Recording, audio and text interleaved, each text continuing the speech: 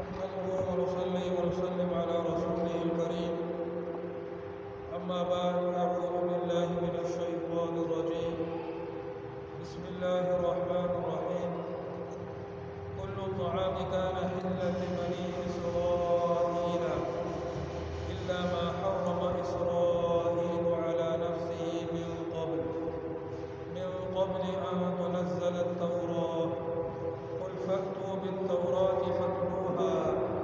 إن كنتم صادقين فمن افترى على الله الكذب من بعد ذلك فأولئك هم الظالمون قل صدق الله فاتبعوا ملة إبراهيم حنيفا وما كان من المشركين. سورۃ آل عمران کی آیت نمبر 93، 94 اور 95 اس میں ارشاد ہے سب کھانے حلال تھے بنی اسرائیل کے لیے سوائے اس کے جو اسرائیل نے اپنے اوپر حرام کر لیے تھے اس سے پہلے کہ تورات نازل ہو.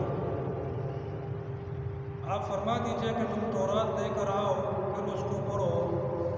اگر تم سچے ہو. پھر اس کے بعد جس شخص نے اللہ پر جھوٹ باندھا، جھوٹا بہتان باندھا، سو وہی لوگ ہیں بڑے بے انصاف والے. آپ فرما دیجئے کہ اللہ نے سچ فرمایا لہذا تم ملت ابراہیم کا اتباع کرو جو باطل کو چھوڑ کر حق کو اختیار کرنے والے تھے اور مشرکین میں نہ تھے.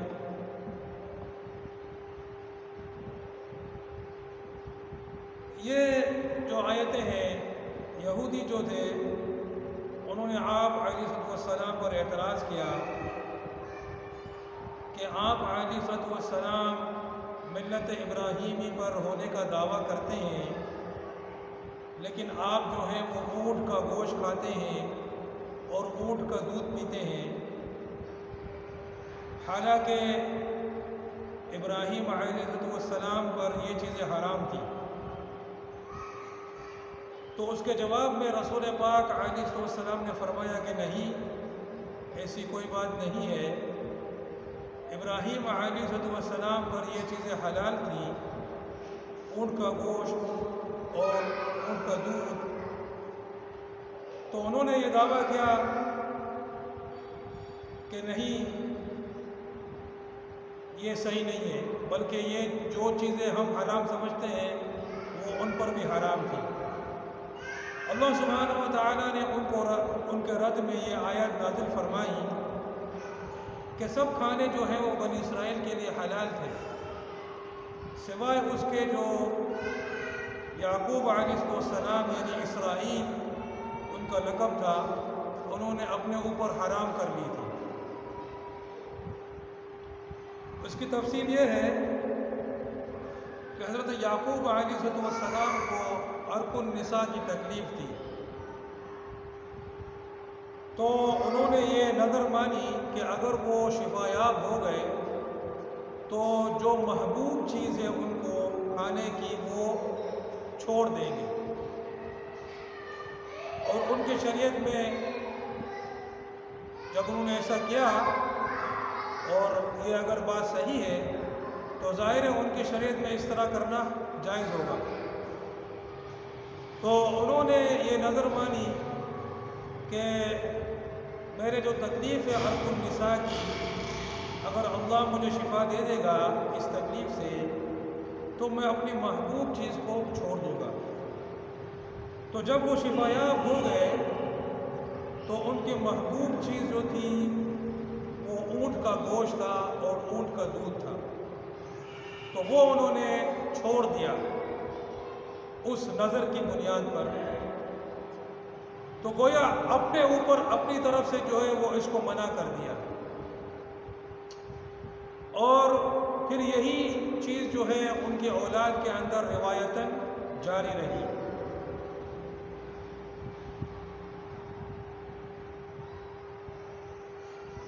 تو ان کا یہ دعویٰ یہودیوں کا کہ ملت ابراہیمی میں یہ حرام تھی، یہ بالکل غلط ہے. ملت ابراہیمی، شریعت ابراہیمی علیہ السلام میں یہ چیز حرام نہیں تھی، بلکہ حضرت ابراہیم علیہ السلام کے پوتے یعنی یعقوب علیہ السلام نے اپنے اوپر ایک نظر کی وجہ سے اس کو منع کر لیا تھا، اور پھر یہی چیز جو ہے وہ یہودیوں میں جاری رہی۔ تو نبی اکرم صلی اللہ علیہ وسلم یہ چیز کھاتے ہیں اور یہ چیز پیتے ہیں، اللہ نے ان کے لیے حلال کی ہے، اور باقی ان کا یہ کہنا کہ میں ملت ابراہیمی پر ہوں وہ بھی ٹھیک ہے، ملت ابراہیمی میں ان چیزوں کی کوئی ممانعت نہیں تھی۔ پھر فرمایا قُلْ فَأْتُوا بِالتَّوْرَاةِ فَاتْلُوهَا إِن كُنتُمْ صَادِقِينَ، تو آپ ان سے کہہ دیجئے کہ تم تورات لے کر آؤ اور اس کی تلاوت کرو اگر تم سچے ہو۔ یعنی اگر تمہارا دعویٰ سچا ہے، تم جو دعویٰ کر رہے ہو کہ یہ چیزیں شریعت ابراہیمی میں حرام تھی، ان کا دودھ اور ان کا گوشت، تو ظاہر صرف تمہارے کہنے سے کیا ہوتا ہے؟ ہاں تمہارے پاس ایک کتاب ہے تورات، جو اگرچہ کہ تم نے تحریف کر دی ہے، لیکن اس کے باوجود تم اس کو لے کر آؤ اور اس میں ہمیں دکھا دو کہ شریعت ابراہیم میں یہ چیز حرام تھی، اور یہ بات اس میں ہے نہیں۔ تو اس طرح جو ہے وہ ان پر رد کیا گیا۔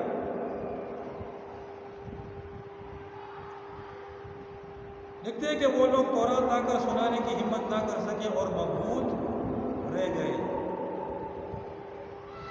اور اس میں نبی اکرم صلی اللہ علیہ وسلم کی بھی دلیل ہے نبوت کی کہ آپ نے ان کو چیلنج کیا کہ تم تورات لے کر آؤ اور جو ہے ذرا اس میں دکھاؤ کہ اس میں یہ بات لکھی ہو، اور ظاہر چیلنج وہی کرے گا جس کو پہلے سے معلوم ہو کہ وہ ایسا نہیں کر سکے گا۔ اور نبی اکرم صلی اللہ علیہ وسلم نے خود تو تورات پڑھی نہیں تھی، بلکہ وہ تو پڑھتے لکھتے ہی نہیں تھے، تو ظاہر اللہ کی طرف سے ان کو یہ بات بتا دی گئی کہ ایسی کوئی بات ان کے اس محرف شدہ تورات میں بھی نہیں ہے۔ پھر آگے فرمائے فَمَنِ افْتَرَىٰ عَلَى اللَّهِ الْكَذِبَ مِن بَعْدِ ذَلِكَ، کہ جو اللہ پر جھوٹ باندھتا ہے اس کے بعد، یعنی کہ حق کے بعد حق کو قبول نہیں کرتا، جھوٹ باندھتا ہے اللہ پر۔ یہودی بھی جانتے ہیں کہ ایسی کوئی بات تورات میں لکھی ہوئی نہیں ہے، اور خواہ خواہ میں نبی اکرم صلی اللہ علیہ وسلم پر اعتراض کر رہے ہیں، بلکہ وہ تو یہ بھی جانتے تھے کہ یہ نبی پر حق ہے، لیکن اس کے باوجود جو ہے اللہ پر جھوٹ باندھ رہے ہیں کہ اللہ نے یہ چیزیں حرام کی تھی، اور اللہ نے جو ہے نبی صلی اللہ علیہ وسلم کو نبی نہیں بنایا ہے، بلکہ وہ نبی جن کی بشارتیں آئی ہیں وہ ان کی صفات جو ہے ان پر منطبق نہیں ہوتی ہیں، یہ ساری جھوٹی باتیں جو اللہ پر باندھی، فَأُولَٰئِكَ هُمُ الظَّالِمُونَ، تو وہی لوگ جو ہے بڑے بے انصاف ہیں، بڑے ظالم ہیں، بڑے گنہگار ہیں۔ قُلْ صَدَقَ اللَّهُ، آپ کہہ دیجئے کہ اللہ نے سچ فرما دیا، اللہ نے فرما دیا کہ یہ چیزیں بنی اسرائیل پر جو ہے وہ حلال تھی۔ ہاں اسرائیل یعنی یعقوب علیہ السلام نے خود اپنے اوپر کچھ چیزوں کو منع کر دیا تھا، اور پھر وہی چیزیں ان کی اولاد میں جاری رہی، تو وہ الگ بات ہے۔ اللہ کی طرف سے جو ہے وہ یہ چیزیں حلال تھی،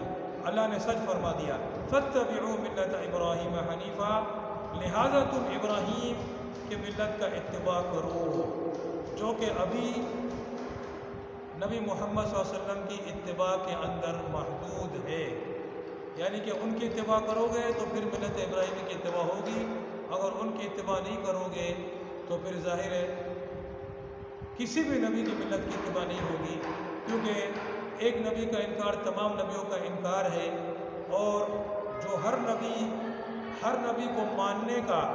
یہی تقاضا ہے کہ ابھی جو ہے وقت کے نبی محمد مصطفیٰ صلی اللہ علیہ وسلم کو مانا اور ان کی اتباع کی جائے۔ وما كان من المشرکین، اور ابراہیم جو تھے وہ مشرکین میں سے نہیں تھے، بلکہ وہ حنیف تھے، جو یعنی کہ تمام باطل کو چھوڑ کر حق کو اختیار کرنے والے تھے، ہر چیز سے منہ موڑ کر اللہ کی طرف رجوع کرنے والے تھے۔ حنیف کا مطلب یہی ہے کہ جو ہر چیز سے منہ موڑ کر، ہر باطل سے منہ موڑ کر ہٹ کر جو ہے وہ صرف اللہ سبحانہ و تعالیٰ کی طرف رجوع ہو جائے۔ تو اللہ نے حکم فرمایا کہ تمہیں بھی اسی بات کی اتباع کرنی ہے کہ تمہیں حنیف بن جانا ہے، کہ ہر باطل سے منہ موڑنا ہے اور میری طرف رجوع ہو جانا ہے۔ وما کان من المشرکین، اور وہ شرک کرنے والوں میں سے نہیں تھا، یعنی جو اللہ سبحانہ و تعالیٰ کو چھوڑ کر کسی اور طرف رجوع ہوگا وہ مشرک ہوگا۔ جو اللہ کے دین کو، اللہ کے قانون کو،